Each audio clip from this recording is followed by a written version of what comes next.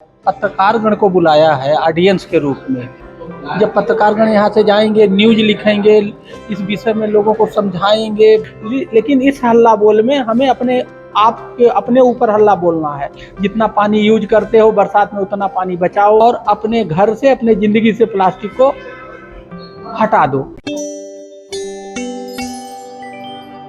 आज पृथ्वी दिवस के अवसर पर लखनऊ के होटल लिनेगे में अर्थ डे समिट का आयोजन किया गया, जिसमें प्लेनेट वर्सेस प्लास्टिक विषय सहित जलवायु परिवर्तन आदि जरूरी पहलुओं पर डिस्कशन हुआ, जहां उत्तर प्रदेश के 55 जिलों के पत्रकार आमंत्रित थे। अर्थ डे समिट पर पद्मश्री रामशरण वर्मा ने किसानों के संबंध में बात रखी और नवभारत टाइम्स के रेजिडेंस एडिटर सुधीर मिश्रा सहित अनेक जानकारों ने आगाह करने वाली बातें कहीं। तो इस संबंध में डायनमिक डीएम नाम से मशहूर आईएएस डा हीरालाल से हमारे समाचार विश्लेषक सौरभ द्विवेदी ने खास बातचीत की है। सुनिए और कमेंट कर अपनी राय दीजिए।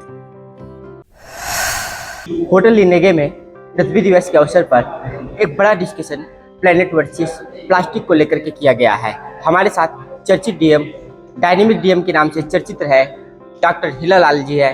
बहुत बहुत स्वागत है आपका बुंदेलखंड न्यूज में। थैंक यू, शुक्रिया आपका। आज जो पृथ्वी दिवस पर आपने विमर्श किया, काफ़ी देर तक संवाद हुआ, उसे क्या निचोड़ निकल करके आया है, क्या चुनौतियां हैं और कैसे काम किया जाएगा कि जन जागरूकता है, लोग समझें?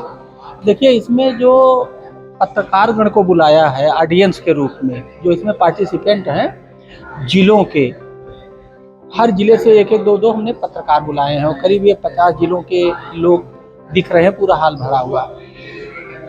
हमने इनको बुलाने के लिए इसीलिए बुलाया कि पत्रकारगण अगर समझ जाएंगे कि जलवायु क्या है, जलवायु परिवर्तन क्या है, जलवायु परिवर्तन से नुकसान क्या है, तो जा करके वो जिलों में प्रचार करेंगे और करवाएंगे भी, आपस में चर्चा करेंगे। तो एक जन आंदोलन बनेगा जलवायु परिवर्तन से लड़ने के लिए। सारी जनता समझेगी और जनता के जब समझ में आ जाएगा तो लड़ाई लड़ेगी। तो इसका मेन मकसद यही है, इसीलिए पार्टिसिपेंट जो हैं वो कौन है, वो इसमें पत्रकारगण हैं जिलों से जो आए हैं। इसके बाद कैसे ये आंदोलन का रूप कैसे लेगा? जब पत्रकारगण यहाँ से जाएंगे, न्यूज लिखेंगे, इस विषय में लोगों को समझाएंगे, बात करेंगे। और मैंने पत्रकारगणों से ये भी कहा है कि इस तरह से पानी पे जो काम करने वाले लोग हैं उनकी आप बैठक करिए। अगर उसमें वो हमें बुलाएंगे तो मैं वहाँ पे जाने की कोशिश करूँगा। जैसे आपको ध्यान होगा कि इसी तरह का एक झांसी में 2 महीना पहले पानी पर एक बहुत बड़ा फंक्शन था, एसएम साइकिल फाउंडेशन, मैं खुद गया था। तो इसका यही तरीका है कि छोटे छोटे ग्रुप में लोगों को समझाया जाए, बताया जाए, जागरूक किया जाए और जो इसके लिए जो आवश्यक नॉलेज है वो दिया जाए, जिससे लोग तर्कसंगत तरीके से रीजनिंग के तहत सोचें और इसमें अपनी सहभागिता निभाएं। एक सीधा सी बात होती है कि लोग सोचते हैं कि ज़्यादा से ज़्यादा वृक्षारोपण हो जाएगा तो ये जो स्थिति है ये काबू पर आ जाएगी, संतुलन स्थापित हो जाएगा। क्या मात्र वृक्षारोपण से ही हो पाएगा या और भी कुछ कारण है? नहीं, देखिए, वृक्षारोपण एक कारण है, वृक्षारोपण करना है और वृक्षारोपण पे हम विश्वास नहीं करते हैं। प्लांटेशन इशू नहीं है, पेड़ सर्वाइवल, उसके जिंदा पेड़ रहा है ये इशू है। पेड़ लगा तो मर जाएगा। बिल्कुल सर, जो आपकी क्लास के लोग हैं बिना एसी के नहीं रह पाते हैं, आईएएस, पीसीएस, तो सबसे ज़्यादा जागरूक लोग आप ही लोग माने जाते हैं, क्योंकि सिविल सर्विसेज में रहते हैं। जनता को सीधे आप लोग करेक्ट होते हैं, आम नागरिकों को समझाने की जिम्मेदारी होती है। आम नागरिक ज़्यादातर आईएएस और पीसीएस लेवल के आप जैसे लोगों पर भरोसा भी बहुत ज़्यादा करता है। लेकिन जब एसी चलता है, आपने देखा होगा कोरोना जब आया था तो उस वक्त अचानक से गर्मी का लेवल थोड़ा कम हो गया था उन 2-4 महीनों में। तो एसी और ये जो मोटर व्हीकल चलते हैं, बड़े बड़े वाहन, ट्रक, ये सब चीज़ें, तो एसी को लिए आप क्या कहेंगे अपने लेवल के लोगों से?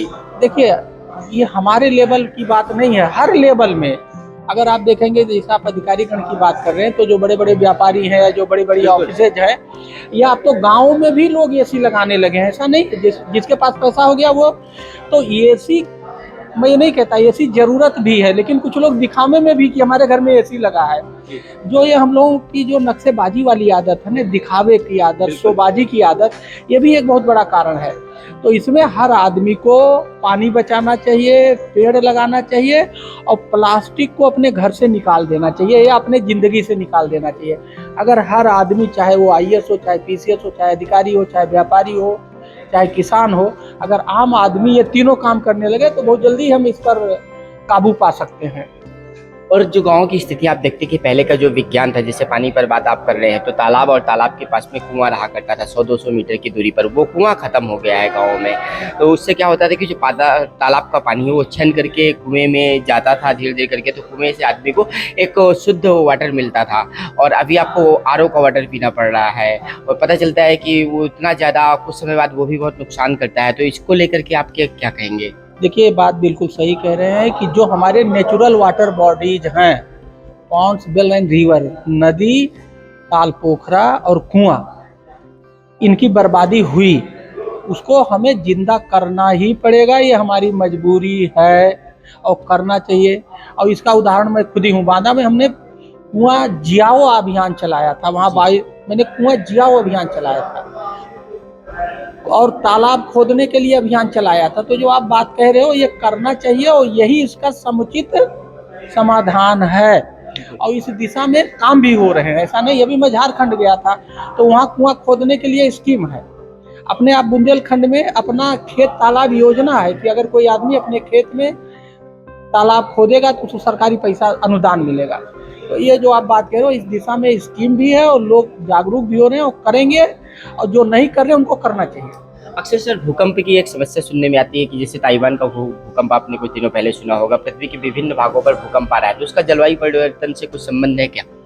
देखिए, तकनीकी तौर से हर चीज हर दूसरे चीज से जुड़ा हुआ है। किसी का जुड़ाव ज़्यादा है, किसी का जुड़ाव कम है। क्योंकि मैं बहुत इस पर ज़्यादा नहीं बता पाऊंगा क्योंकि मैं उसके लिए टेक्निकल आदमी नहीं हूँ, लेकिन इस दुनिया में हर चीज़ इंटरलिंक्ड है, कोई बड़े मजबूती से इंटरलिंक्ड है, हर चीज़ का कहीं ना कहीं संबंध है।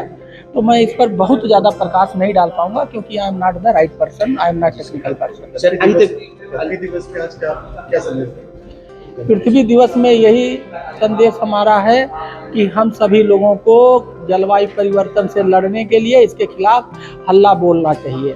और हल्ला बोलने में उसका अर्थ ये होता कि हम दूसरे के खिलाफ बोलेंगे, लेकिन इस हल्ला बोल में हमें अपने ऊपर हल्ला बोलना है। क्या करना है? पेड़ लगाओ और पेड़ बचाओ। जितना ऑक्सीजन लेते हो उतना पैदा करो, जितना पानी यूज करते हो बरसात में उतना पानी बचाओ, ठीक है। और अपने घर से, अपने ज़िंदगी से प्लास्टिक को हटा दो। तो ये जो हल्ला बोल है इसमें दूसरे के ऊपर हल्ला नहीं बोलना, आपको अपने ऊपर हल्ला बोलना है। अगर ये हम सब लोग करने लगे तो पृथ्वी जो हमारी मदर है, जो बीमार है, परेशान है, वो स्वस्थ हो जाएगी और हम भी स्वस्थ हो जाएंगे। हमें अपना बचाना है। लोग कहते हैं पृथ्वी को बचाओ, मैं कहता हूँ पृथ्वी को मत बचाओ, भूल जाओ पृथ्वी को, तुम अपने आप को बचा लो। आप अपने आप को बचाओ, पृथ्वी अपने आप बच जाएगी। तो ये थे पृथ्वी दिवस पर हमारे साथ डॉक्टर हीरालाल जी, और जिन्होंने पृथ्वी दिवस के मौके पर बहुत ही सटीक संदेश दिया है कि पृथ्वी को बचाने की जरूरत है, अपने आप को बचाने की जरूरत है, पृथ्वी तो अपने आप बच जाएगी।